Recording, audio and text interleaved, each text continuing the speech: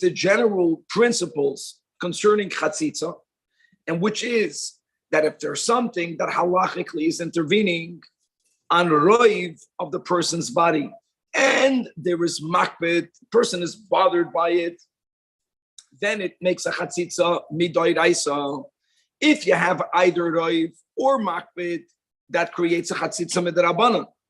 And then by the letter of the law, if it's not roiv nor makbid, neither, then even midrabanan, it's not considered a chatzitza. What we have to clarify, and that will be the focus of the second chapter, and this is very important when we speak about makbid. So let me say it like this. Makbid means it bothers the person. If I'm bothered by something that's on my body or on my keli, then there's nothing to talk about. That's called makbid. However, when it comes to the dinim of tefillah, there are many circumstances in which, even if I'm not makbid, if the majority of the people are bothered by the fact that there is an intervening substance on the person, then even though I'm not makbid, as we can say, batla daitoi, that is considered something for which there is a hakpada. And that's really going to be a big yisoid to appreciate the second chapter. We're going to go through so many different things that are chaytzitzin ba'adam, that are not chaytzitzin ba'adam. People learn the chapter, they say, what do you mean? Are you makbid or are you not makbid? And that's the approach. If I'm makbid, even if other people are not makbid, l'chumra, we're going to go, we don't say batla daitai. In other words, l'kula, I'm sorry, we don't say batla daitai. We say batla daitai l'chumra. Okay, we will also have in this chapter some differences in which we're going to be a bit more lenient when it comes to the mikvah concerning heter l'bayla by anida versus mikvah, which is tara. Sometimes for mikvah l'tara, from tum and tara, not being ish l'ishtai, we will be a bit more machmer. Perek Sheni has 23 halachas, beginning with halacha. Eilu chaytzitzin ba'adam. Like we mentioned, even if the adam, this guy, this woman says, I don't care. No, that's called a chatzitz. Liflaf shechutz la'ayin, any secretion that's outside the eye. And by the way, the Rambam does not differentiate here whether it's moist or dry, as he will when he's going to speak later about moisture in the eye. Mashma, that according to the Rambam, moist or dry is considered a chatzitza. Gelet shechutz lamachla.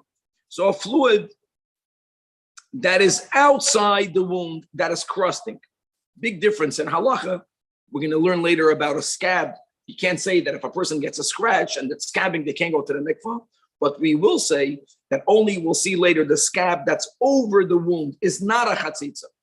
Anything that goes beyond the wound will create a chatzitza. One of the milas of chafifa, as we'll learn today, and that is that women prepare themselves now prior to going to the mikvah. Ideally, that includes them sitting in a bath for a certain period of time, is that it's going to soften these crusts of little scabs, and it's going to really better the halacha concerning chatzitza as we are learning right now. The hadam yavesh, blood, dry blood, even over the wound. Dried blood is not what we're going to call a scab. But a person has a bandage over the wound. There's some excrement that hardened, that crusted anywhere in the person's body. Dough or mud that gets stuck under the nail. We're going to learn about other substances under the nail that won't be a chatzitza if that person is not makbid. But dough and mud will be. So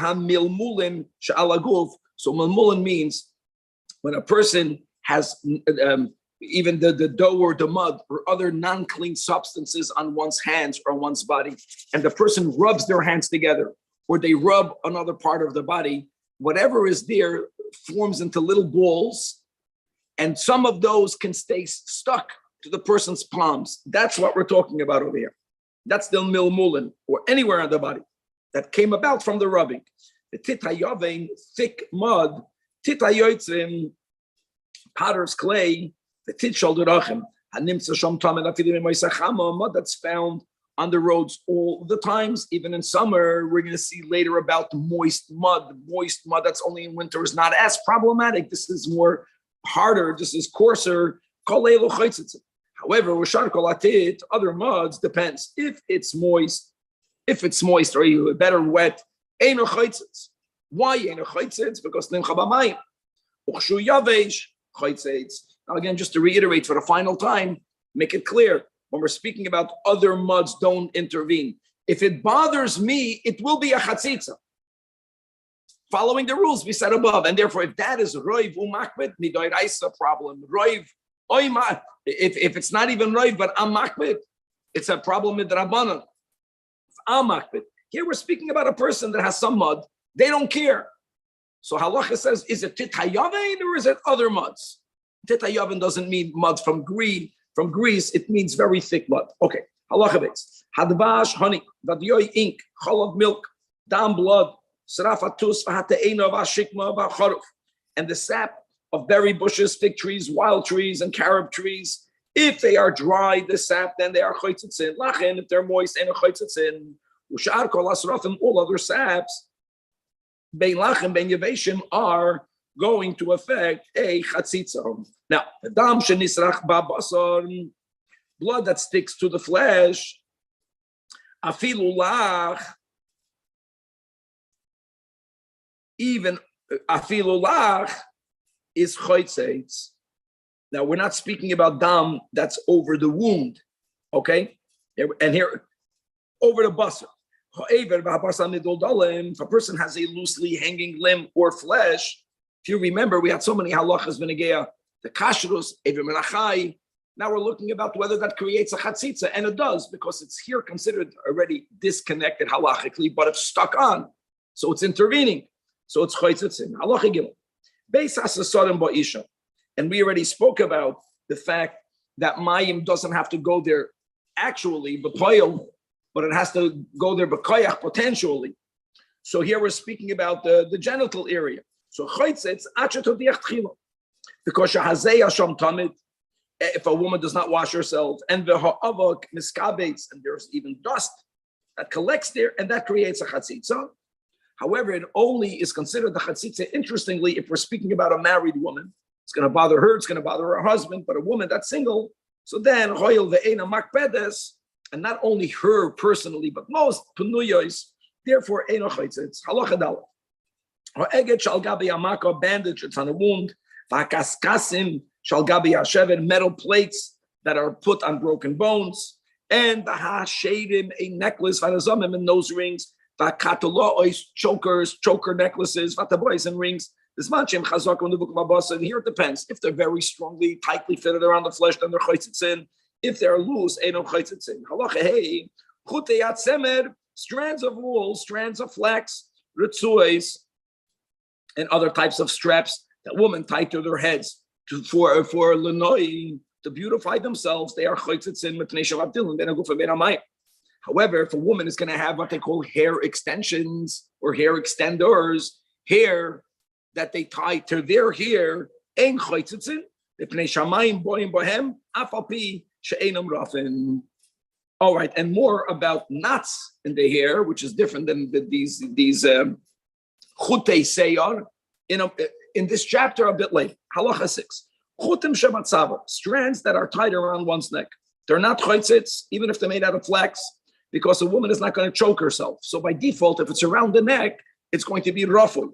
But necklaces, again, the chokers, like katlois, anakim, necklets, they are chaytzitz, because the purpose for those ornaments was when it was considered beautiful to be, let's say, overweight.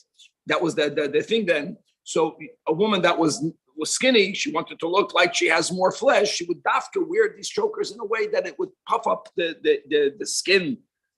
She should look like she's fat. And you can only do that if it's tightly fitted. And for beauty, people do anything. You can't breathe, doesn't matter, but you look good. Allah Zayin. Seir sha'al hair over the heart. We're speaking this time about a man. Sheniskashin v'nasa kilkali, that it became matted. In other words, it became stuck together. There's sweat, there's dirt. So if it's on your chest, chaytzitz. If the beard gets very tangled to the point that in it you have sweat and dirt, that does create a chatzitza. Halacha 8. Chetz hatochu ba'adam. If I don't know what came. Oh my God. So here we go. That's amazing. That was a good one. An arrow stuck in a person's flesh. I have a fetish picture from Cape. So like this.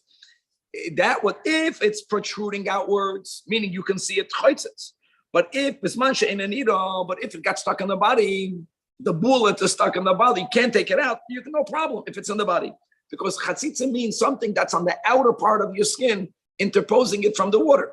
If it's stuck inside, and you can eat truma la'erev, even though the arrow is still tamei, as we'll explain in a moment. Amazing. And the ring that once swallowed is tameya, and you went to the mikvah. And we know that the ring doesn't become tahor just because the person went to the mikvah. Nevertheless, this person is tahor. Now, if the person later is going to vomit out the ring, and you're going to end up touching it because of it, okay. So then the person will become tamei, right? If the ring is tamei on the level of an av, you'll become a rishon.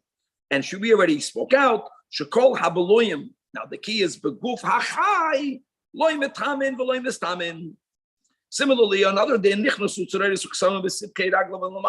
person has pebbles or splinters that entered the cracks of the soles of a person's feet, imagine, even though this person who's walking around barefoot the whole time doesn't care, no, that's called already a chatzitza. Halacha 9 is polonis, a bandage, melugma, compress, with a tiash al beis asasadim, or dressing that's over hidden parts of a person's body, even though it's over hidden parts of a person's body are choitzes. But as we learned yesterday,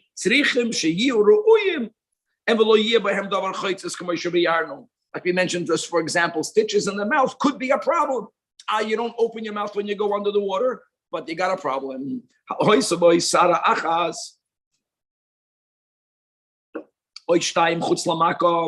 If there are hairs that are growing on your body, on your arm, they're growing outside of the wound, but the tips of the hair got stuck in the wound. Okay, even only one. Here the Rambam doesn't write two. Two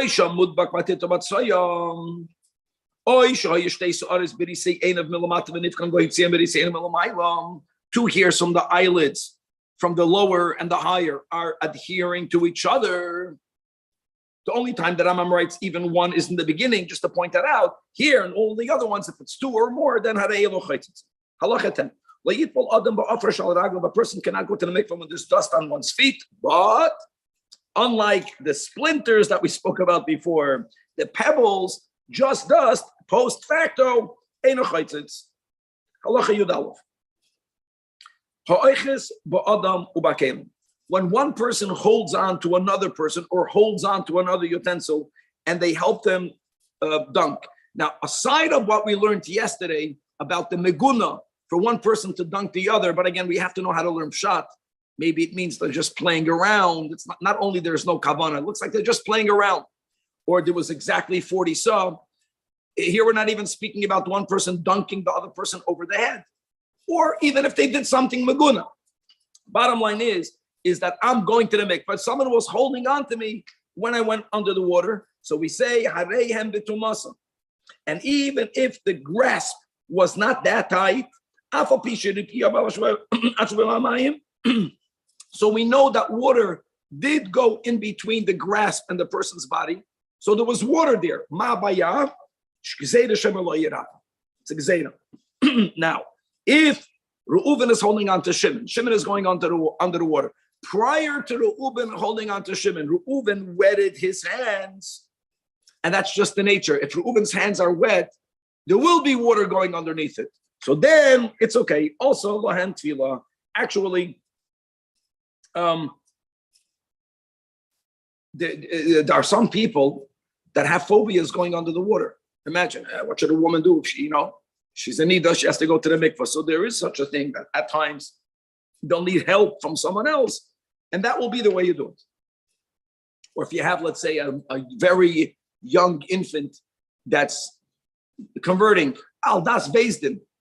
In all these cases, the solution is to be madiach. The helper has to be fully wetted before. Halacha Yud Beis.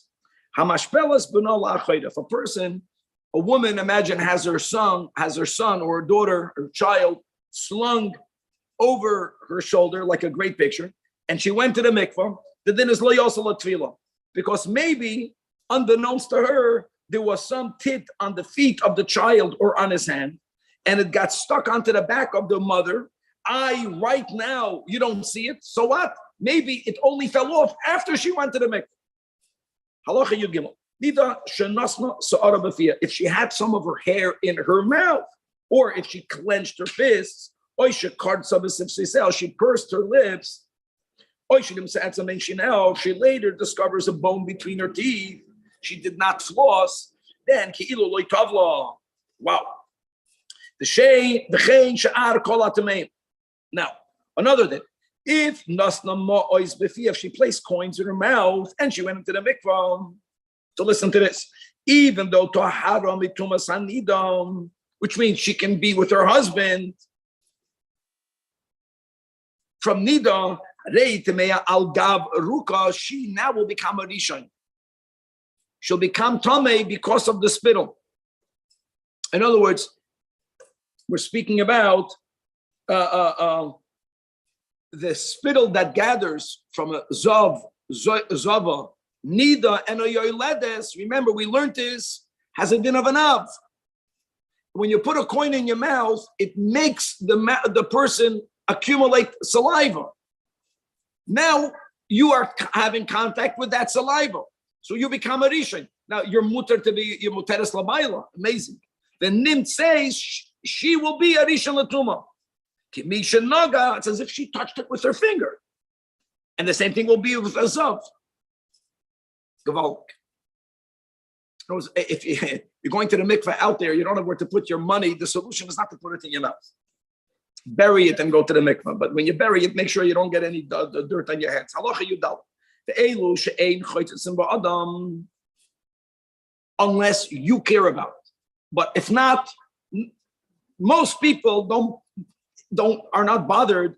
Kilkalei haroish, matted here of the head, unlike we learned before of the chest or of the beard, base, or if the matted hair is under the arms, by a man, the lifluf, and now we're going to go to the secretions, which is in the eye, the geled, and a scab that is on the wound, if not, how can you go to the mikvah?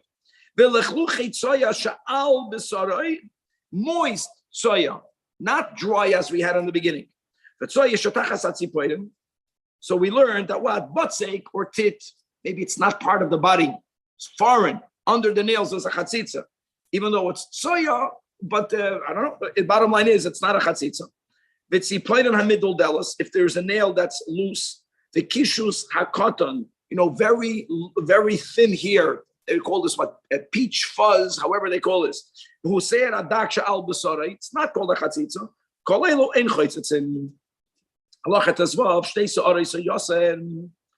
If there are two hairs or more that they are knotted with themselves, the very fact that it's two hairs, which makes it bigger, thicker, the knot will not be so tight that water cannot get in it. And therefore it's not chaytzitz, unless it bothers you. But by default, but here's the problem. If there is a single strand of hair that gets a knot in it, then we say chaytzetzes. However, but it's considered it's chaytzetzes de facto. Is it a halacha chatzitz? It's up to you. So then also like tefillah, you have to appreciate, everyone's hair is different. Some people's hair are very smooth or very thin or whatever. It never gets knotted, bothers them. Some people, it doesn't bother them. It happens the whole time. Now, also like tefillah, so this is very important. In other words, we're speaking about makbid, but we also learned to roiv. So if the Rambam is writing, the majority of the hair have a knot. So even if you're not makbid, but midrabanan, it's going to be a chatzitza because de facto he's saying chaytzetzes. Now, we mentioned this yesterday. I don't know if it was on the recording or right after the class, but here we go. This is the machlokes. There's a machlokes between the Rambam and the other Gaonim. The other Gaonim hold that we view the hair part of the body as a place for itself. So when the rule of yesterday's shir, in the end of Perek Aleph, right, roiv umakbet, roiv, how do you define roiv? The majority of what? They lochumra hold that if there is something creating a chatzitza on the majority of the hair of the man or of the woman, that's called roiv. The Rambam disagrees with that. The Rambam considers the place of the hair as part of the body. Yeah, if you have a chatzitza on the majority of the body, the area of the hair is part of the body.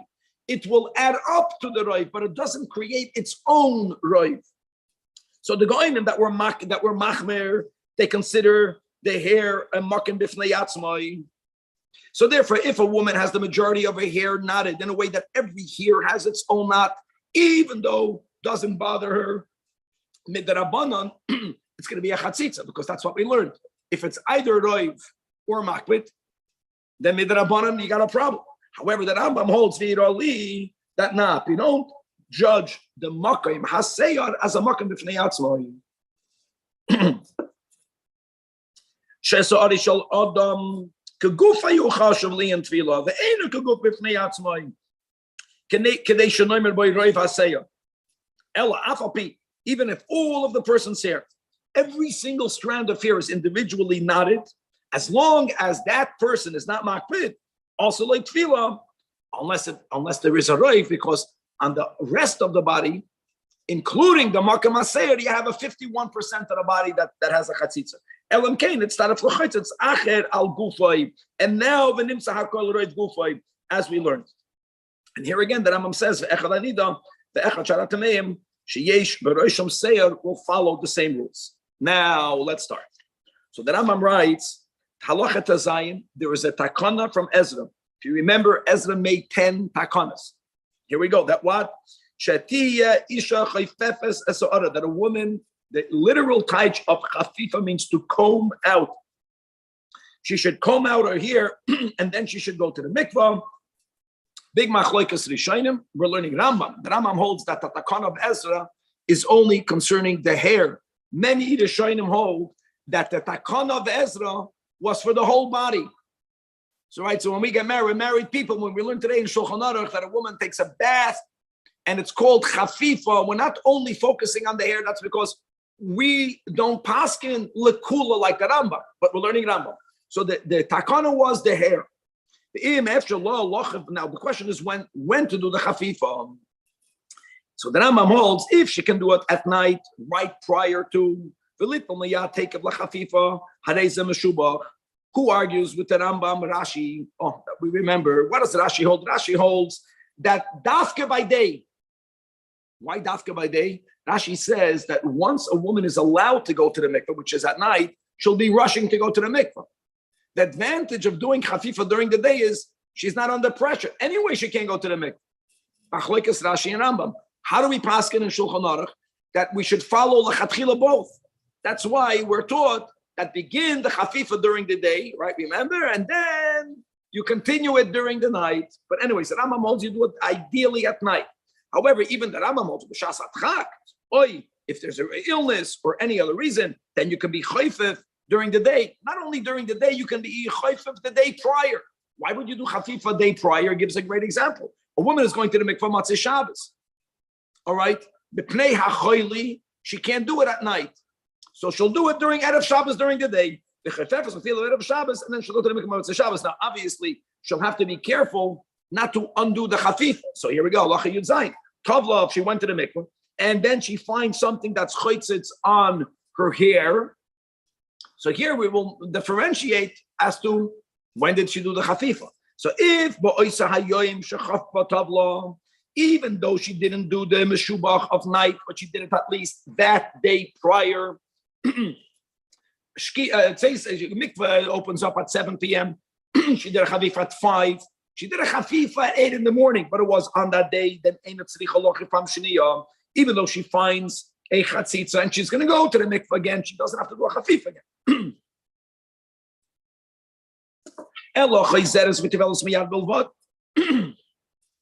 Remove that which is creating a chatzitza, and you don't have to be boidik and do another chafifa. The imlav, but if she did a chafifa out of Shabbos, you understand? And she went to the mikvah Matzei Shabbos, and after the mikvah, she found a chatzitza. Not, you can't just go under the water again. You have to do another chafifa.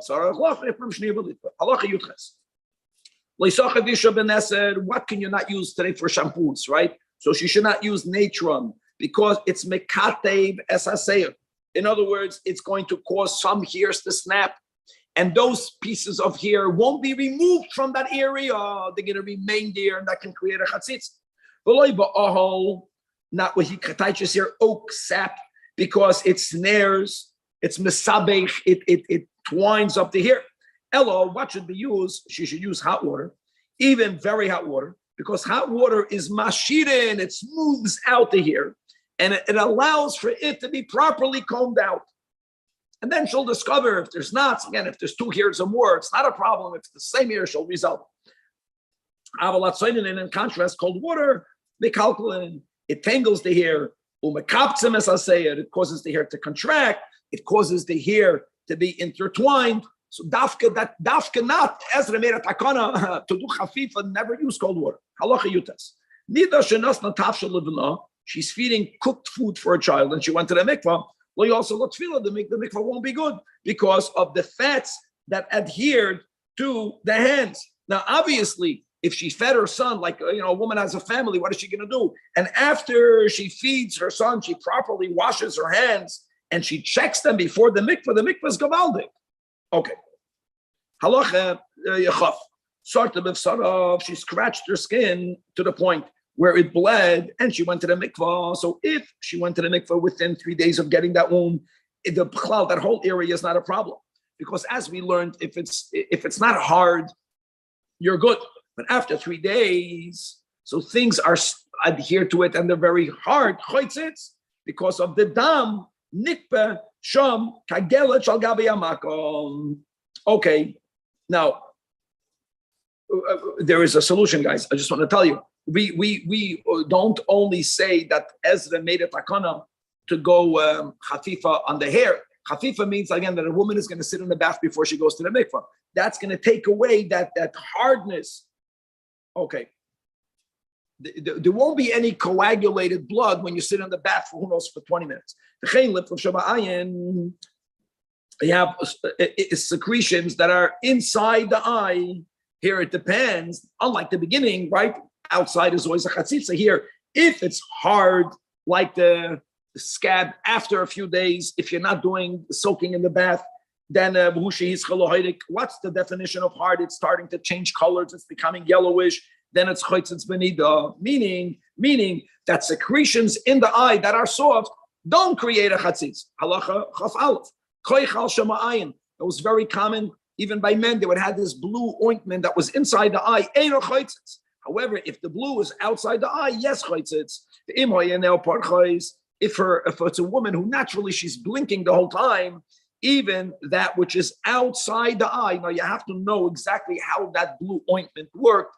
After you blink X amount of times, it falls off. So here we say, eino choitzitz, and even the pigment of blue that remains, that's another detail. Anything that halachically is called unsubstantial is not a problem. I know when it comes to hair dyes, like I mentioned yesterday, if a woman, after taking a hot bath or shower, when putting the towel on the hair, if none of the dye goes to the towel, that's shot unsubstantial. Same thing over here. The blue will fall off. It'd be a bluish, that's not a problem. Halacha chav beis. If while under the water, she opens the eyes to a great extent. These mikobalim, some of them, that's exactly what they do. But anyways, that's not for us. Oi, it's they look under the water. Oi, it's mason biyoised, or if she closes them very tight, then lo yosel latfila. Those folds too tight. And by the way, Mamed Varamurim is not from Halacha Chav Beis. Mamed Varamurim goes back to Halacha Yud Tes already. In other words, you fed your son and there's some fats on your finger. All of that is li'an tadas. Like we mentioned in the intro, it's very interesting that here we do have some leniencies Benegeya Isser Veheter versus Tumantara. Or she had a Seret Yashon, she had an old scratch, and without doing a Chafifa sitting in the bathtub. Or Shoyal Gab Eino Koicha. Or if she opened her eyes a lot or made them very tight. Here we say, Harezu Muteres Labayla.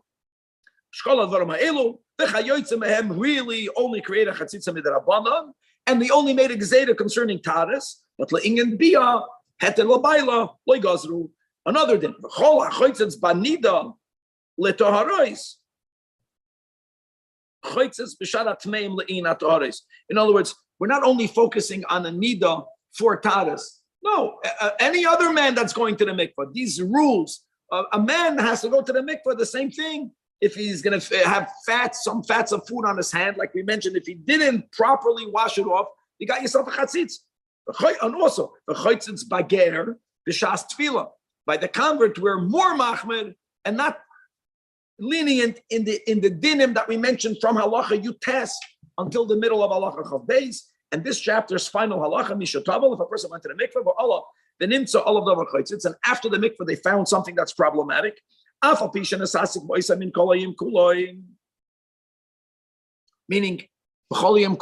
after you went to the mikvah, so you can argue, that's only on my body because of that which I did after I went to the mikvah. We don't say that. We're not toila on that.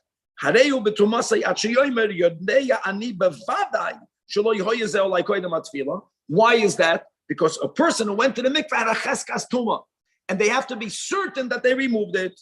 And therefore we say, beautiful. And now we're moving on to Perek Shlishi. And my friends, just like Perek Sheni was Chatzitza concerning Adam, same concerning Kalim. That will be the third chapter. And again, if it bothers you, the owner, it's a Chatzitza.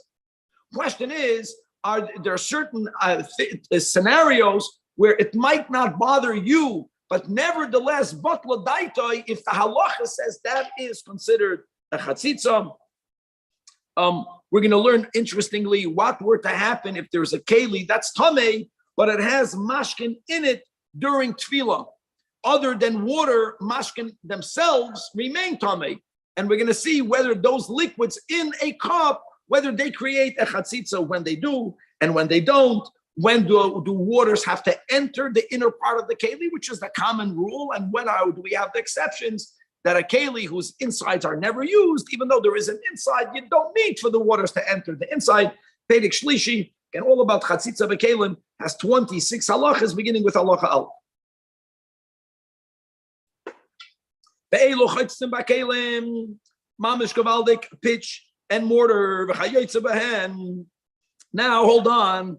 If there's tar on the cup or on a tzeloichis, on a bottle, if the tar is inside of it, it's choitzit because it's going to bother you. If you have this tar on the outside, it's not going to bother you. People are jumping. Which person here in their house will tolerate tar outside their keli? So the Rambam right away says, that tar outside of a keli is not choitzit, only if the keli is in a uman's shop. Yeah, because the uman is using tar to fix other kalim. So it's common for the other kalim to be soiled with it. If it belongs to a balabayas, no difference. And even if you say, I don't care that there's tar, now, if there's tar in a large pot or in a large bowl, whether it is inside or outside, whether it is a balabayas, even a base of uman, even by the base of uman, certain kalim, you have a keli, a pot, you're going to put food in it, you're going to put soup in it, then choitzitz in, gavaldik. Or he writes in the footnote too, any keli that's used for hot substances, that's the word. So tar outside the keli, even though now it hardened, when you fill the keli up with something hard, it's going to become liquefied and it's going to soil everything. So everyone is bothered by it. Halacha 2, hamoid, musk, and kumas, black earth. Maybe balabayis, maybe beis uman, maybe toichen, maybe achareim, choitzitzin.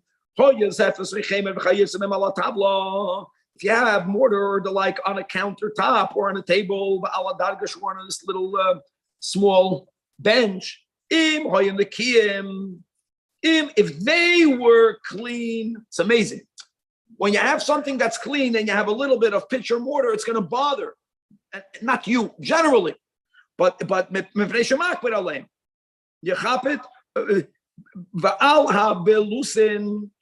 if the surface of the above are anyways dirty, that's the irony. So then a little bit dirty, not with something that's chaitzitz. Something is dirty, you don't care if there's another little shtickle pitch. So what would be dirty that would not be considered its own chatzitza? I think any stain that went through and through. Yeah. Now again, guys, that's important. If you're makbid, there's nothing to talk about. That's the klal of all the last chapter and this chapter. We're speaking about someone who says, I don't care. Nevertheless, many times, batladite. If you have this again, this pitcher mortar on the bed of a balabais, choitzitzin, almita shel ani, interesting. Ein choitzitzin. In other words, as a rule, aniyim are not that makbid on cleanliness. They can't afford to do so. So we're making aniyim into a group for themselves. And this ani is saying it doesn't bother me. Since it doesn't bother many aniyim, halacha says it's okay. Al uka valabayis, if it's found on a saddle that's placed on a donkey, always chaitzitz, even from an ani. Va'al zakakin, if it's found, this type of pitcher mortar on wine skins that's placed on a donkey, ain't a chaitzitz. Even by an usher, because when you're traveling, there's a certain tolerance even today of it gets dirty. You're traveling, you have stuff on the donkey. Al hamardas mishnei tzedadim, but he says if there is a stain, shnei tzedadim, Danny means that I know through and through. If the stain on these kalim are so substantial that it goes through and through, then people are bothered by it. So there's a little amount of tolerance when you have dirt on items on your donkey during travel, and there's a limit to that. Halacha 4.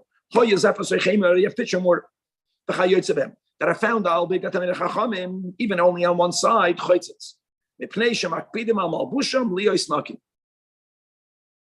you have the Chazals that speak about the severity of a Talmud Chacham that goes out with one stain on his garment.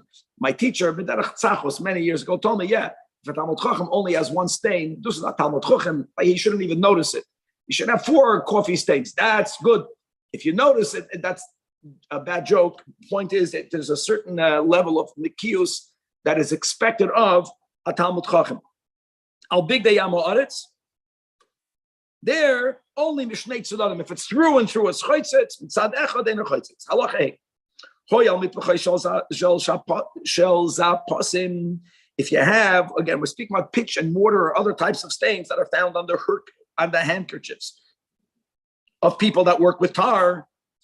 Saying like travel, there's a certain tolerance, or people that potters, or people that are tree pruners. Like here we categorize such people have a certain amount of. They're always dirty, basically. Yeah, to a certain degree, correct. A tabach that has blood on his clothing, he's not chaitzitz, he's not makbid. A person who sells oily substances and he finds an oil stain on his garments, and a chaitzitz. Now, if the tabach is also selling oil. So both, and he has blood and the oil salt. Because maybe there is a limit. Maybe you have 2 different things. Makbid,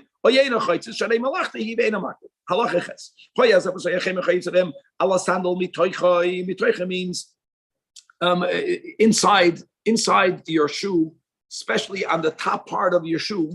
That means when I stick my foot in there, it's going to adhere to my foot, not to the bottom of my foot where I'm less makbid than chaitzitz. But if you have this milmata ein chaitzitz, person is not that makbid on the lower part of the foot.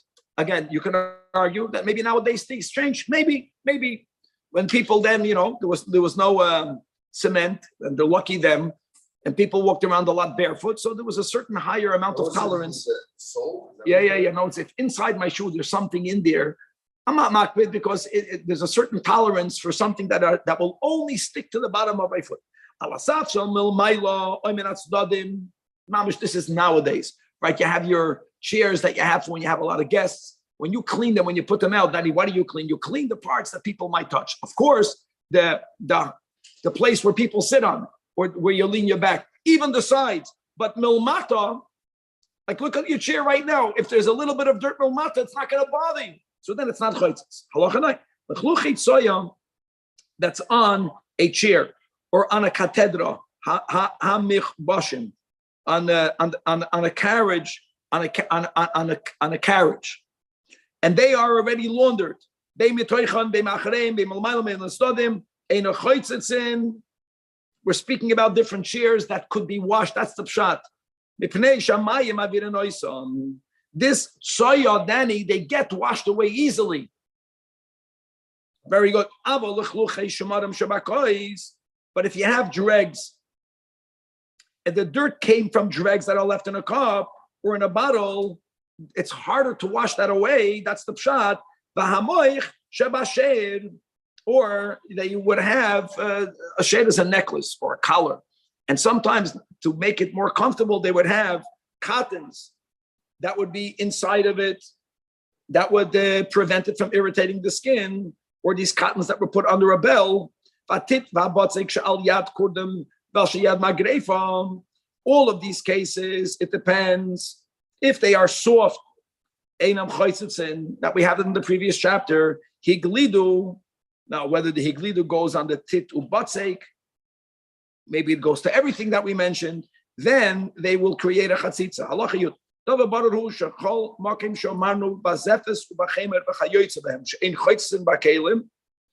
mipnei she'ena makbid hu. Lefikach.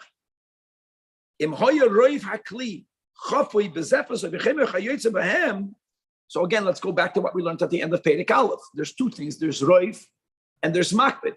All we are telling you, Danny, is that this tit is not something for which you're makbid.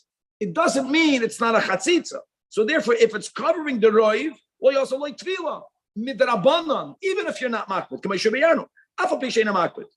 And ein b'davar zeh hefresh b'kli min hakelim, ela kol hakelim shavim b'davar zeh, that anything that's covering up, that's making a chatzitza on the roiv of the keli, even if you're not makbid, roiv by itself, midrabanan is a chatzitza. Halacha yudalef. And we're going to have a phenomenal halach. Kol yodis hakelim, shehem chalulim. In other words, and there's an opening in their ends. In other words, you can actually put something inside the handle. Shechnisan shaloi kedarkan, they were inserted into the mikvah upside down. All right, which allows water to go in it, right? Oy shechnisan kedarkan, but they were not thoroughly washed out. They're bent out of shape, meaning water cannot enter. Any handle, Danny, that has in it a base kibble, that you put it in the mikveh in a way that the waters did not properly enter, upside down. You think about it, when you put a keli, when you put the mouth into the water doesn't go in there that easy. If you have a cup, if you tilt it to the side, that's when it's going to fill up. You have these handles and there's like a tube. If you put a tube upside down into the water won't go into it. Halacha yud beis. I'm saying that the water needs to go to the inside of the handle. There'll be exceptions, yeah. And therefore, let's go halacha yud beis. The whole keli, forget about that. It'll be like keilu like tavel. Now, the only way to get the water in there is by putting it in a specific position. That's what you need to do. Well, you also like tefillah. Halacha yud gimel. Also, because you have to have the water going into the entirety of the inner part of the keli. Kevin can find a nice picture for this. So there's some type of positioning of tilting of the rim. That the rim has a clay kibble, Danny. I think if the rim goes over so much that under the rim water could enter, but it doesn't enter there with ease, then again, make sure that water touches all of the inner and the outer part of the keli. Halacha tezvav, kalmarin, an inkwell. You have to make a hole in order for the waters to be able to go into its curved portions. It's amazing. Now you have to have a picture of that. It means it's a certain keli that if you don't modify it by making a hole, then waters will not get into all of it, and so you can't take it to the mikveh without making it into a hole. Now people are going to jump. You learn in Cheskelim. What about the keli that is moitze mashkin? Doesn't that in itself take away treidas keli? Obviously, that does not apply to this type of inkwell. It's a type of hole that will not make it dysfunctional. If you have a collar of an animal, if the collar became tamei, if it's not tight around the animal's neck, you don't even have to remove it. You can take the animal into the mikvah. How great is that? It just saves you time. As long as the body of the animal won't be a chatzitza, you're good. Halacha Yud Zayin. There used to be kettles that had coals in it. And you know what? When those coals would be cold, if you won't move them around prior to taking it to the mikveh, then some of the coals will stick to the bottom of the kettle. So you can't just take it into the mikveh. You have to be mishafshav with it prior. Halacha Yudches. Keli, Shumali, Mashkin. Oh, here we go. Now we have a whole series of halachas. So guys, first remember the klal that oichlin or mashkin, let's speak about mashkin, with the exception of water, if it became tamei, it never can become tar by taking it to the mikveh. I have a keli, chatzitza, everything that we've spoken to, everything. Even many dinim in the previous chapter, this chapter, right? The guk out of the eye, is it moist? Is it hard? It's something substantial. You can argue that liquids, not water, even other liquids, dew, milk, it's liquid. Do liquids create a chatzitza? That's the topic. And we will differentiate between waters and other liquids. Don't forget, waters themselves become tied and they can become part of the mikvah, as we'll see in a moment. So if a keli is filled with mashkin, and you took it into the mikvah, ki'ilu loy taval, because the mashkin is chaytzeitz between the main mikvah and the keli. That is mashkin, 6 out of the 7, not water. That's different. Don't forget, we're speaking about the waters are tamei.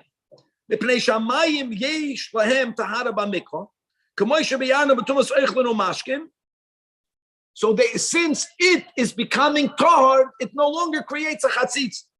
Now, another din that we also learned in the previous segment, guys, remember when it comes to hechsher, you know what we learned? We learned that urine, dinoi kamayim. So let's go over here. Hoyakli moli made aglayim. So that's the rule.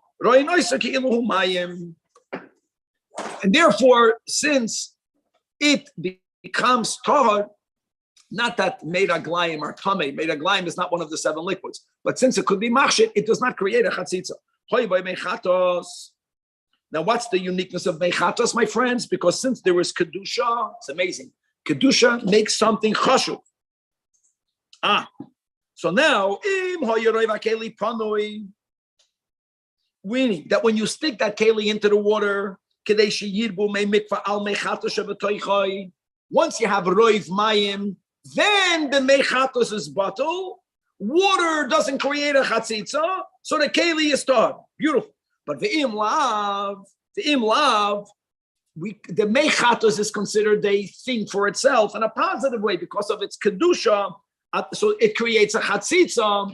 Ha'adayin ubetumasoi ucheilu hein sha'ar mashkin. That yes, chaytzitzin ben guf hakli ubein mei hamikvam halacha yutes kli shetrechitar. Now, if you remember that we have a possibility. Whenever, that was the last chapter that we learned as a chazorah in Ilchos Kelim, that mashkin that are tamei midrabanan are metame kelim midrabanan. But however, if the mashkin entered the inner part of the keli, then everything is tamei. If the mashkin touched the outer part of the keli, not for kachim, for everything other, even for truma, only the outer part of the keli is tamei. So I want to ask you a question: when you are toiveling that keli, what do you need to toivel? Could we say, since only the outer part of the keli is tamei, all I need to do is to take the outer part into the mikveh? Keli shetoichei tar v'gabei tamei, and it's filled with yayin. Oh, this one second. So first of all, two steps, David. Step number one is you have to toivel everything under the water. And as we just finished learning in the last halacha or two, that shar mashkin other than mayim create a chatzitz. Only here, since the keli is only tamei midrabanan. More than that, since the inner part of the keli is not tamei at all, we're going to add another details when it comes to liquids, and that is wine and milk versus the other shar hamashkin. Why is wine and milk different than the other shar hamashkin? Because wine and milk that have enough of water in it look like water. So we're going to be a little bit more lenient. Here, meaning, so in this keli, there's more mayim. Then, let me finish reading it. You understand the tolerance here because the tum is midivreim, and let me add a nuance because the inside of the keli is not tamei, but then we don't say that to any other of the mashkin. Even wine itself, wine is one of the seven, but we're separating. Yain adaim b'shara mashkin lo yosel tefila, because other than mayim, we don't say roi. If there's liquids inside a keli, when you toivel it, it creates a chatzitz, and it's very easy to get rid of it. I know that, but get rid of the liquids and then toivel it. Is he trying to retain these liquids? Is that the idea? Why wouldn't he just pour it out first and then toivel it? It seems so strange. All the water's going to go into the milk, and then he's going to use that milk out? Okay, achilik. We said in the first chapter that you don't have to take things to the mikvah with kavana if it's l'chulin. You were traveling and you went through a halachically kosher river for a mikvah. Oh, perfect. It's tahor. 1 second, take a look. You found out that there was still mashkin in there. Okay, right. Halacha. Login shumali mayim tameim. Now we have like this. You have a container that's filled with pure mayim. Now we said, Gabaldik, even if the keli is tamei, take it into the mikvah, and the water and the keli will be tahorим. But here there's another thing that you have on the top. You have moist mud. Again, what's the point of moist and hard? I don't know. It's amazing. The point will be is that moist mud, b'chlal, is not a chatzitza. Obviously, it's not that moist, not because water goes through it so well, doesn't create a chatzitz.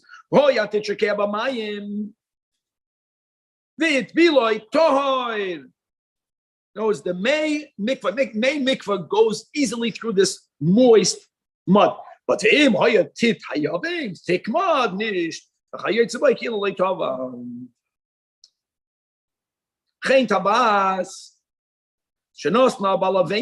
Same thing. If you have a ring, the ring is tamei, and you placed it in a brick, but the brick is still moist.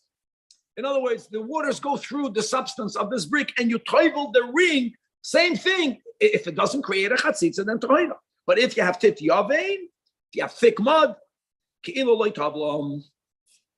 Halacha chaf aleph. Elu she'ein tzrichim sheva yamayim bohem. This is a big exception. Now let me say it like this: the commonality.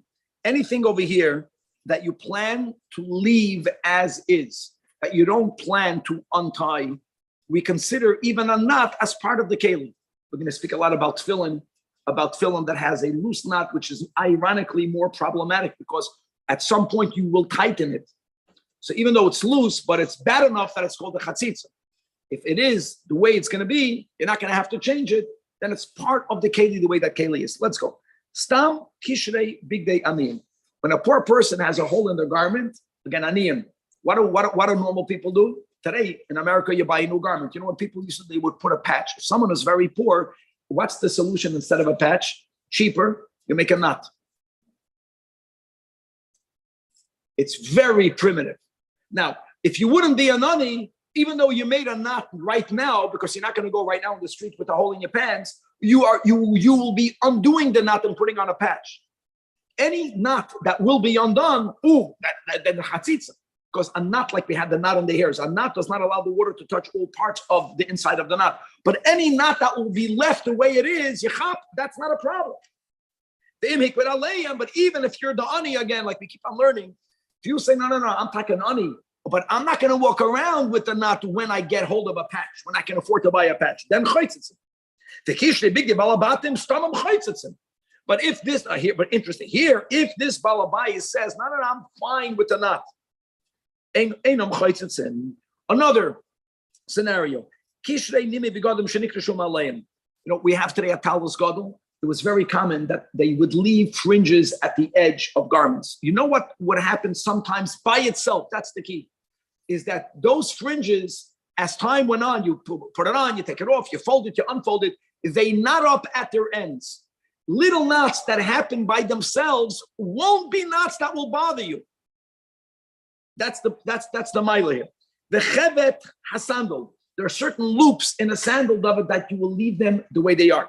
Tefillah shel roish, guys, we also learned that tefillah shel roish has a base kibble. Tefillin can become tummy.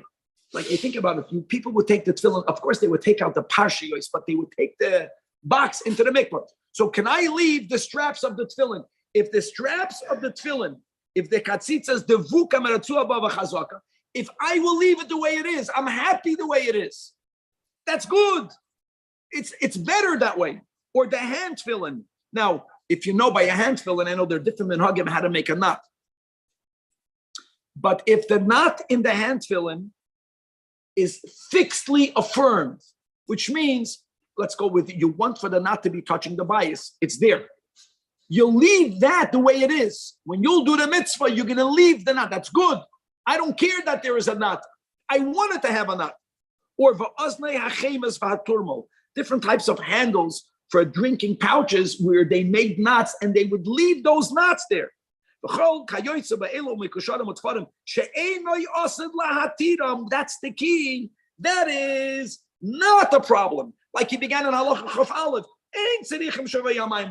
No, I'm acknowledging, guys, that the water is not going inside the knot. I know that. So what? You know what? When I take a keli to the mikvah, the water doesn't go to the inside walls of the pot. So what? It doesn't have to. It has to go into the inner cavity. It doesn't have to go up because that's the way the pot is. However, in contrast, if you have ksharim shebepischi achaluk sheim asuim lulois,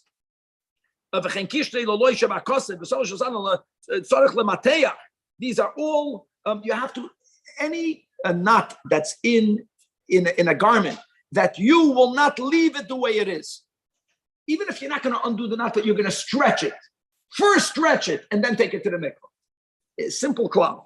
Or tefillah shel roish bisman she'ein kavod b'ritzua. If it's, in other words, if there was a strap in it, but it's not knotted, you don't have the dalit, you will still remove it. Anything that you will not use as is, and there is a knot there, that's a problem. It's not properly affixed. Not properly affixed. You would think it's better, it's looser. No, it's worse. The shenotzim shel sandal, laces of a sandal, the kishle nimi abegadim shekshadim. Guys, you have to push it. No, how this is fringes that people knotted.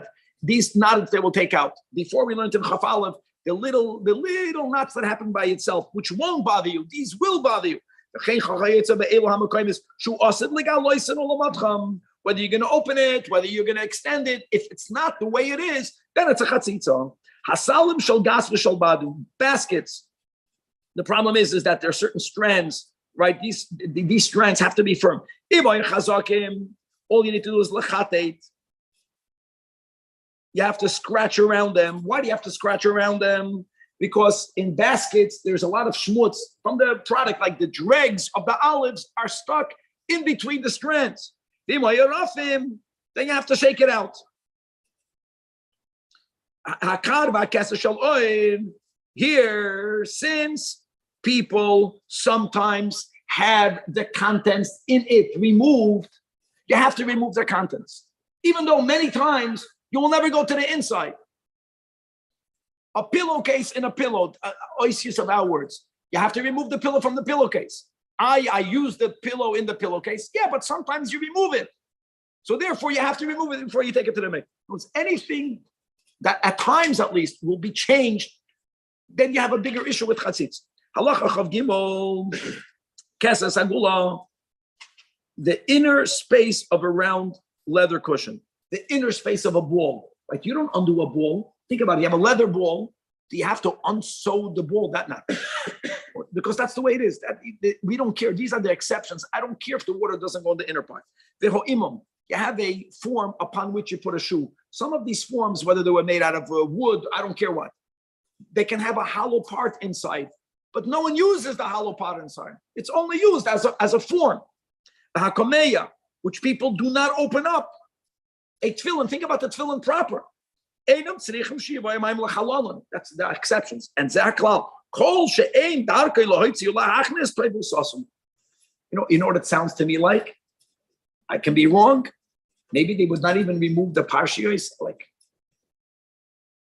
just thinking, like, what do we need tefillin? I get it. The tefillin is puzzle, so I know that the removing of the parshios is not something common. So what is he saying? You can take it to the mikvah with the parshios in it, wouldn't the water? I don't know. Okay, right. Look at this gavaldik word. Now, guys, I'll say this by heart. It took me a while to copy yesterday. When you put garments in water, many times there are air bubbles that are formed. Why is that an issue? I'll tell you why. Think about it. If I have a garment and there's a little bubble on it, doesn't that mean that maybe under the bubble there's an area where the waters of the mikvah are not touching? So it will depend. If the garment was moist prior, so then we say that the water will get everywhere. If the garment was put dry straight into the mikvah, I have to make sure that all of the bubbles that formed leave. That's halacha chavdal. Now, hamad gil begodim hamichubasim. Make sure that everything is under the water. And when you start, how do we know it's under the water? Even if there's a bubble over that part of the garment, that means that part is under the water. If it wouldn't be under the water, it wouldn't even have bubbles. And then when it has a bubble, I don't have to be concerned. Maybe the water didn't go under the bubble because they were already wet. They were michubasim. That's pshat. But if you put them in the water while they were dry, it's not enough for you to make sure it's all under the water, and therefore bubbles will form. But the yonuchom midibuan. The yonucha means that all of the bubbles have to now go up, because if they remain there, that's the way I understand. That means that bubble, imagine that bubble is a chatzitz, the air. Halacha chafei. Kol yodois hakelim shemarucham yosem b'chdei tzarchan. And we had this in Hilchos Kelim Perek Yud Zayin, and we had this phenomenal halacha that I can have a handle that only part of it is stomach. Only part of it is stomach, because that part is not needed, and in the future you will cut off the excess part. Obviously, if you want all of it, that itself is machshavit. So here the word is, that's the only scenario where you do not need for all of the keli to be under the mikvah. You only have to put under the water the part that's stomach. Unlike we learned in this chapter, mashkin, that's matama kelim, only ma'achrideyim, all of the cup has to be in the water. But the parts of a handle or of a chain that are not tamei, they don't have to go under the water, even though they're connected to the part that's big chida, big leniency. Wow, Ketzad. If you remember, all that people use normally is 4 tvachim. A smaller one is 10 tvachim. And I have a chain that's 15 tvachim. The other 5 don't have to go under the water. And the rest automatically is started. Beautiful. Final halacha in this chapter, halacha above, klei tamei. Kalim inside kalim. So if the outer keli is tamei, that's the best case scenario. Then also lem tefillah, even though that the mouth opening of the outer keli is narrow. But we already established in this chapter that anyways, when a keli is tamei, water has to go inside and outside. So water is going to go inside. Automatically also tefillah. Furthermore, but if you tilted them to the side,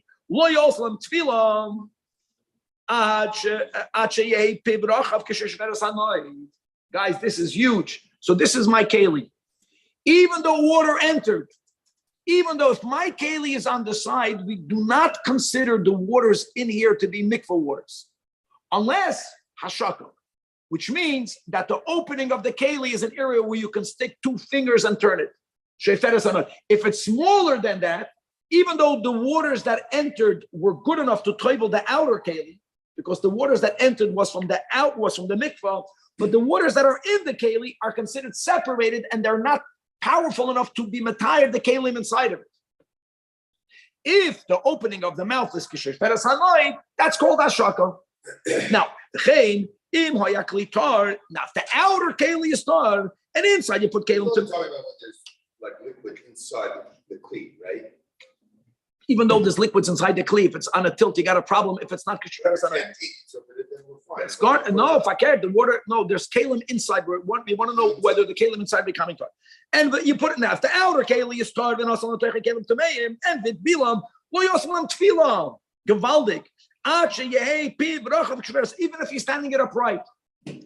In other words, this is so good. If it's working for the outer one, it's better. If you don't even need it for the outer one, you have to have hashaka.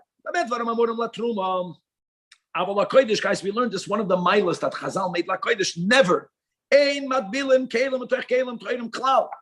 Even if they are in the outer one as a basket or bekupa, which is very holy, very open, I don't care. As we learned in Sha'ar Avos Hatumos Perek Yud Beis. Chavra, today we are learning now the 4th chapter. Now let's get excited because now we're diving into mikvah proper. The rules that we will learn in Perek Daled, like we mentioned already before, like the Rambam holds, Chatif is only al harosh. The Rambam learns that the Mokem HaSeir, Lekula, the Rambam is a very important shitas that we'll be learning. Many mikvahs that are built obviously won't follow the leniencies of the Rambam because we are makpid to follow to the best of our ability, specifically by a mikvah, everyone's chumrah. But let's first learn a big leniency of the Rambam. The Rambam holds, big machlokes. Mayim she'uvim is only possible with divrei sofer. That's a biggie. That's huge. The Rambam, that means that if they made a mikvah, God forbid, and they made a mistake in the initial gathering of the waters, and it's called mayim she'uvim, the Rambam, midoiraisa, the mikvah worked. Okay, that's one thing. We're going to learn another leniency, even though we learned this before, that when you have 3 lug, remember, of mayim shu'uvim that fell into a mikvah, it passes the mikvah. The Rambam will make it clear in this chapter, that's only if the mikvah did not have 40 saw. If the mikvah had 40 saw minus 3 lug, and the 3 lug that complemented was mayim shu'uvim, that is where it passes the mikvah. If you have a kosher mikvah that Rambam holds, you can add mayim shu'uvim. And very lenient. Then there's another, even more than that. If you have 40 saw in the mikvah, and you are adding a saw of mayim shu'uvim, and you're removing, which is what happens always by our mikvahs, because slowly, even though we don't go into the May Hagshamim, but there is hashaka, there's an exchange of liquids. The Rambam is going to speak about that. The Rambam is going to speak about hamshacha, which is something else that we do, which is that even if you have mayim shu'uvim, if you didn't put it directly into your hole in the ground, you put it on the ground, and it was drawn over the ground prior to going into the mikvah. In some cases, it removes the status of mayim shu'uvim. We're going to learn in this chapter why we make what we call a boir ziriyah and many other yisoides in the making of the mikvah. Gavaldik, Perek Revi has 10 halachas. Let's begin with halacha. First of all, says that Rambam din toida shkol mayim mechunasim. Any collection of water, toivlim bahen. This is gavaldik. Chavra, there's this is a big machlekes. Many other Rishonim hold. What are you talking about? Mayim shu'uvin is possible midoiraisa, not the Rambam. Shenamar, as it says, mikvah mayim is a mikvah mayim. Ikol makayim. Elama, what do you need?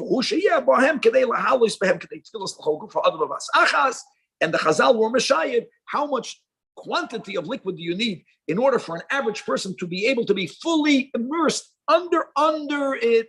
And that is the share of 40 saw of mayim. And midoy raisa, listen to it clear, right? Even shuvin. Obein she'ein and shuvin. Now, the Rambam is not saying that you can toivel in a keli, even midoy raisa. We're speaking about mayim that are gathered in the ground. According to the Rambam, a pool is good for a nida. I don't repeat this. I'm saying midoy raisa. Okay, that's the big machlekes. Elama, 1 second. Even the Rambam, hold on. Halacha beis, we are rabbinic Jews, chavra. We aspire to be. That's Yiddishkeit. And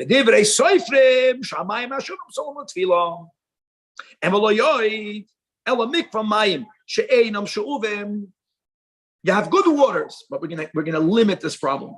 If 3 lug of mayim she'uvim falls into it, paslu hakoil. Now, guys, I know we learned this already, but it will be in this chapter in Perek Revi that the Rambam will clearly limit the problem, and he's going to say that this halacha, guys, is only, Danny, if the mikvah was mem sa'a chasur shloisha lugim. Then, if you were mashlamit with 3 lug, like if I had a mikvah that is missing 3 lug and 2 lug fell in, midrabanan, I can't count those 2 lug, but it didn't passel everything else. Get yourself the final 3 and complement it. If 3 lug fell in, the whole thing is invalid. But of course, midrabanan, because the whole thing is midrabanan. But the Rambam will hold that if you have mayim of 40 sol, like our mikvahs, that are good, adding mayim she'uvim, even midrabanan, in most cases will not be problematic. And let's keep on reading. Now, still there's some sort of hekesh, because it says in the Shemini, ach mayon uboy mikvah mayim. 3 categories. How do you make them into 3? What separates them? Yatard, hamayim, we know a mayim is something that no activity of a human being made it. Boyd is the opposite. Water, right? That's completely, you made the boyd and you put the water in it. So mikvah has to be something in between. So Amar Chachamim, mikvah lo yeh kulu shoyv kaboyd, nor does it have to be kulu b'dei shamayim kamayon. Elim kain, ela im yesh by tfisas yad adam. But if there is some amount of tfisas yad adam, some amount, Danny, then it's not even called mayim she'uvim. So let's go what makes my mayim she'uvim. So you're going to say, what are you talking about? You gather water in a keli. The Rambam is lenient. No, not always. Halacha gimel. Ketzad, listen to this. If I'm placing barrels on the roof, my kavana was, listen guys, for them to get dried. Water, it rained and they are filled with water. You know, Danny, the Rambam does not classify this yet as mayim she'uvim. Which means I knew that there's a possibility it's going to happen. As long as my kavana was not for it to gather the water, it's not yet mayim she'uvim. Let me say it by heart. If I pick it up, it becomes mayim she'uvim. But if I break it where it is, or if I manage to turn it over without lifting it, then those waters are still called mekshamim. Waters that are gathered from it are still kshedim l'tfila, even midarabanan. All of the water were in kalim. So how is it not mayim she'uvim? Because shaloi milan biyadoi. Let me add a detail. And when you put the kankanim, you did not put it there with the intention for it to receive water. That's also called halachically milan biyad. Now, the moment you're at makbiyah the kankanim, and then you had them, then you turn them over. Now, then kol mayim she'uvim she'uvim. It's gewaltig. Halacha dalet. Hamaniach kenom tachas atzinor. In this halacha, we got to move. When you tilt it over, where's the water go? Oh, so that's another thing. So obviously we're speaking about a roof, that the roof is not called a keli, roof, and it's going through a pipe that doesn't have curves that we're going to learn in the later chapter. So it's the water, other than the fact that the water first gathered, this is He's not saying you could just jump into that barrel. No, kas v'shalom. That's even garnished. Nothing. Water gathered in the earth, not on the keli. Now, this is huge because in many mikvahs now that the water is gathered from the roof, so there's a lot of chumras of basically nothing can be on the roof, not according to the Rambam. Because even if you have stuff on the roof and the water somehow is attached to them, you did not put those things on the roof to gather water. You don't even want them to get wet. According to the Rambam, b'chlal, it's not a problem.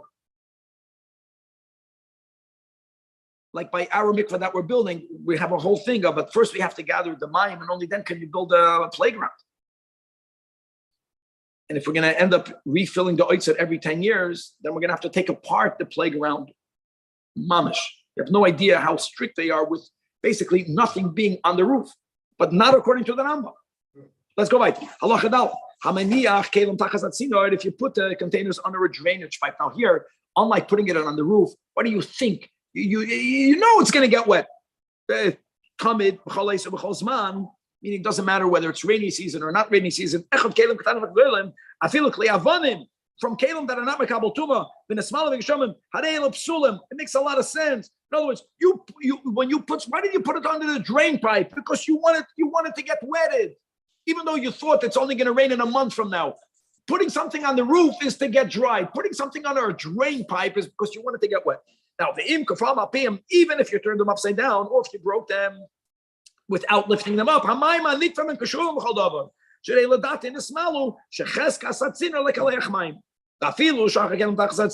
if you put it there, you were not maniya. It happened to be that you left it under the pipe, then theoretically it should be good. But here we make it zayda. Psulim gozru ala shecheach mepnei amaniach. Since their clouds were already in the sky, the rain clouds, because since it's so highly likely when you have those rain clouds that it's going to rain, it's like you put it there to fill it up. And now we add the Gezerah, but only be'ez kishur avim, mishum aniach. Next thing, you put it out there when the sky was a LA sky. And then it came like Miami, and then it filled up. And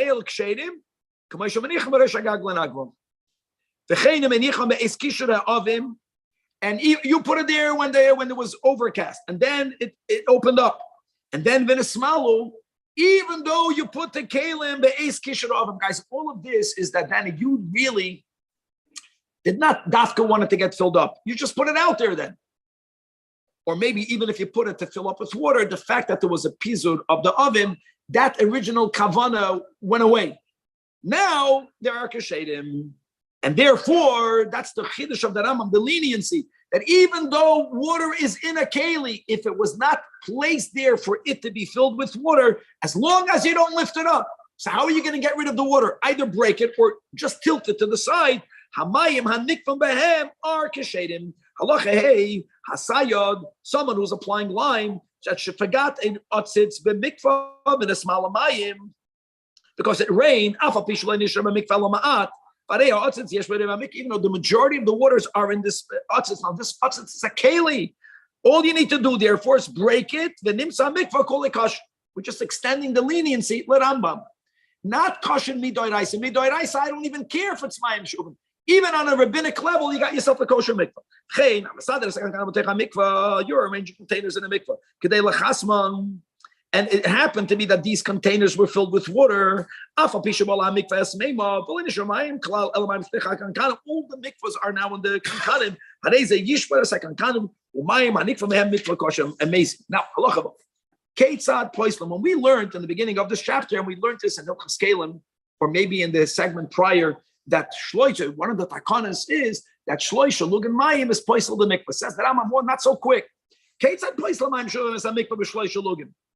The Rambam makes it clear, not if you already have a 40 saw more and then you added water, that is not a problem, or not a problem so quick. She'im hoya b'mikvah pachis marboim saw. You didn't even have a kosher mikvah yet, and now v'nafel otechem shloisha lugan, and this made it into a batz. Everything is possible. In contrast, if I had a mikvah less 3 saw and only 3 lug and only 2 lug fell in, then what do I have? I don't count them, Danny. I don't say I have 39 lug. I have 39 saw. I had 40 saw minus 3 lug. I still need to add 3 lug of mayim that are not she'uven. No, they don't count towards, but they don't passel. If it was 3 lug, everything became passel. Avol mikvah that already has 40 saw of mayim she'em she'uven, and now v'sho'av b'chad, you are gathering water in a bucket and you're pouring it in. Kol hayoim the ganze day. Kol hayoim kosher. V'lo yoid ella. Not only is the mayim in the original mikvah that had kashrus never will become pasul. What happens if water's, Danny, from one mikvah is overflowing and spilling into a new cavity? Mikvah elyon that has 40 sav mayim kshedim.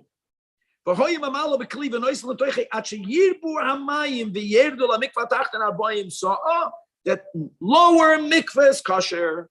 You know what we call this mikvah? Boyd ziriya. Nowadays, when you build many boidos to cover all the opinions, that's the reason why you do boyd ziriya. So by our mikvah, all of the pipings bring water from the street into one of the boilers, minatzad, that already has mems of mayim shuvim. Not mayim shuvim. Not mayim shuvim. Sorry, make shamim. And the water goes in there. Now, even though you're talking already, you're kidding me? How big is that void? I think it's 750 liters or 1,000, whatever the share is. We're a bit mach. I think it's 726. Whatever the share of Memsa is. You're kidding? The water goes in there and it just overflows. According to this opinion, it's always Mayim Mekshavim. It was planted in the main mikvah. It's bottle, and then it flows over. Now, halacha zayin. Mikvah sheish b'aram sa mechuvana is exactly the shear. Then also not like I saw mayim she'uvim, but here you add she'uvim and you remove one. The not Allah chakach lemenu sa. If for some reason it's not considered like overflowing. Overflowing is better. Here you're putting in one and you're removing one. Noisim sa, v'noitel sa, v'chei noisim sa, v'noitel sa. Here the Rambam at least has a limit. Ukasher adrubai. Adrubai means that if more than 20 saw of the original water is left, now you got a problem. And that's, here we go. Huh? How would you know? Not sure. We can know. Anyways, here we go. That's that. And because of this, because of the nos and so, the not also, one of the milos of the mikvah, the Rabbi Rashab, is that it loses water much slower. But the water underneath. Even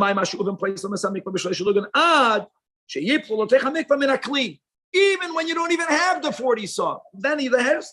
What happens if I have a mikvah that's missing 40 saw and I'm gathering water in a bucket, according to the Rambam, and instead of me throwing the water inside the make shamim, I'm having it be, it's called hamshacha. That means it's being guided, it's being nigrar over the ground. Even when you don't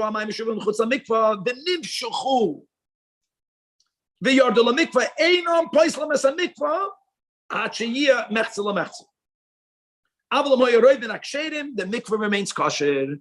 For example, you have a mikvah, forget about pachus shloishalugan. You have a mikvah that only has esrim so mashu of mine kshedim. Okay, guys, don't confuse it with what we learned in halacha vav. There in halacha vav, halacha zayin is the mikvah is already kosher. Elamai, you're adding and you're taking off. Now we're looking at a mikvah that never was good. You're going to the well, you're filling up buckets. If it's shoyev chutz lemikvah, but you're not pouring the water inside that void, you're pouring it on the ground adjacent to it. Whether they are going on the ground itself, whether they're going through a pipe, guys, on Pedig Vav, God willing, tomorrow we're going to learn all about pipes. As long as it's not going through a keli, harehu kosher. You know what? Even if you end up with 1,000 saw, you're kidding? You only started with 20 saw and a mashahu. Sha'ashu'uba, Shem gets to 40, it's the majority. What? That's it. And that, and keep on going. Very good. Sha'ashu'uba, Shem Shechua Ksheira. As long, the only thing you need is im hayisham roiv arboim sa min hakosher chein gag shoy beroish esem so mashu make shamim, it's already on the roof.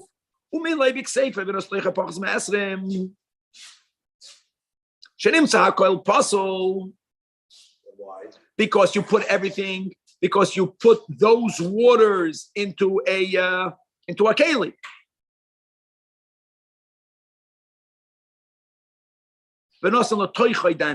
Direct. You put direct. That's it. But pasach hatzinur v'nimshuch hakoil l'makam echad harei mikvah kosher. Even even though now it's possible, but now if you take that whole mikvah now, Danny, and you have it just move from place to place, vayter kosher shahashu'uva. It's already shu'uva. Now shehem shichur kula ksheira. Here again, since you began with 21. And you know what the chiddush is, Danny? Even though that you passled it, that's the word in the end of ches. Even though you made it passel because you put the mayim shuvim directly into it, you can still fix it with amshacha. Halacha 9. That shu'uva sheim shichur kula tohira, as we explained, ein onam tzricham sheyasham roiv mayim kshedim. They were so lenient that he says you don't even need to have roiv. V'zeh shehitzrich roiv amshacha is divrei yachid v'kvar nitchu. And the Rambam rejects that leniency. And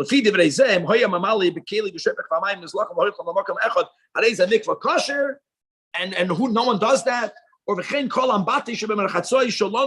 Shalom mikvos kshedim, all of the baths will be good because all of the mayim shemehem sha'u v'nimshachu, the way it worked and it goes through a pipe.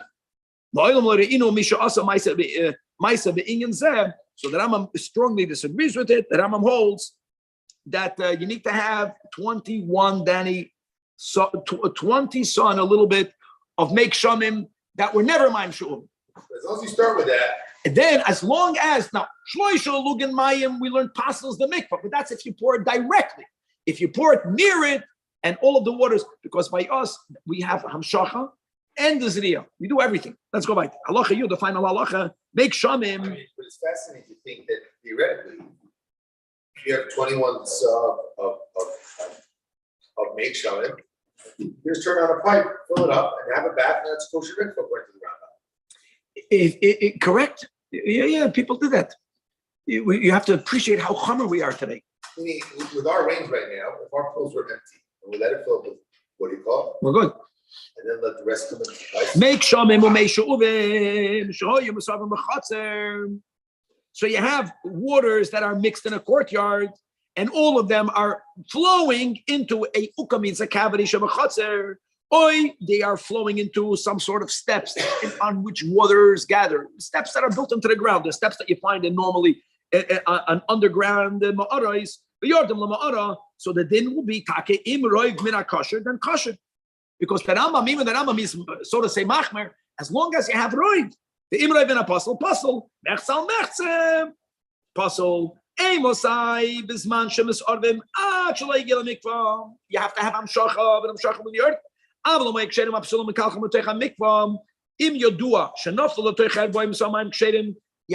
if the mayim she'uvim are falling directly into the mikvah, you need to make sure you began with 40 saw. Because that we go back, that's even 3 lug. If it was missing 3 loig and mayim falls directly into it, it passes it. You have to know that there was aboim saw or mayim kshedim prior to the mix. And if you don't know that, then the fear is that maybe mayim she'uvim fell directly into it, and if you didn't have the full shear, then it will make it possible.